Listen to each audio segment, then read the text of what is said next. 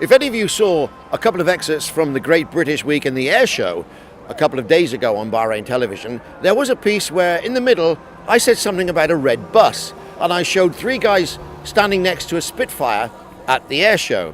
What I didn't do was put a sign or any notification up as to who they were. This was one of them, Paul Brannigan. Nice to meet you. And you're not the driver of the bus. I'm not the driver, no, and neither is Dave. So you'd be glad to know that. No, I'm the Middle East manager for Wright Bus Ballymena.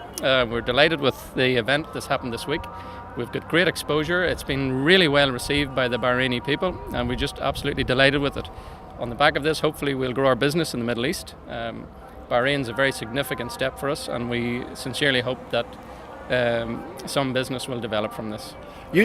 Dave told me, Dave was the other guy. He's not actually in the picture, yes. but I'll tell you about Dave later. He's not the driver. You have three of these buses around the world, don't you? Yes. This is the first one we brought to the Middle East. It's here for, I think, 10 days. It's been at most of the events associated with the air show, and it's going to be a lot of social events this week, including the schools, British clubs. We want to get as much exposure and bring it to the people as much as we can. But it's a big enough job just supplying London with these red buses, and you're trying to put them all over the world, are you? We are, yes. We'd like to bring them to the Middle East, primarily Bahrain, perhaps further afield from there, but the first step is Bahrain for us, and who knows after that. But we have them in Hong Kong, Singapore, they're in London, obviously, and the world's our oyster, as I would like to think, you know. So. Now tell me, in Ballymena, where you make these things, have you got any other colour other than red?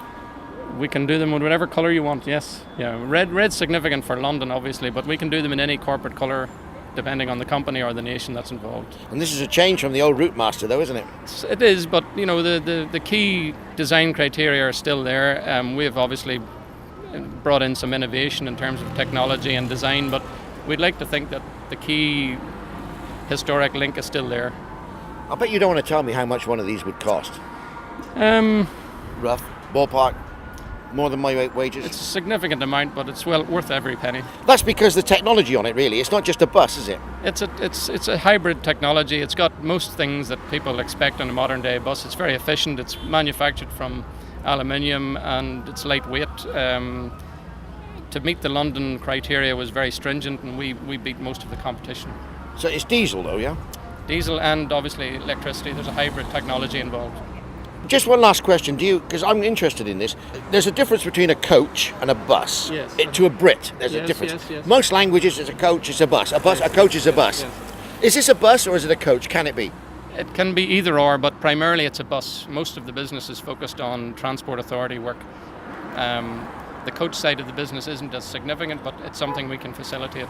That's because it's mass transit with as many doors to get people in and out fast, yeah? Yeah, that'll be one of the reasons. Also, public transport is kind of where we want to be in the Middle East, particularly Bahrain. Well, we wish you every success. Hope that we can see some, well, maybe not red, but they might be red and white. Yes, possibly. Coming around Bahrain. Thanks very much indeed. Thank you, you're welcome.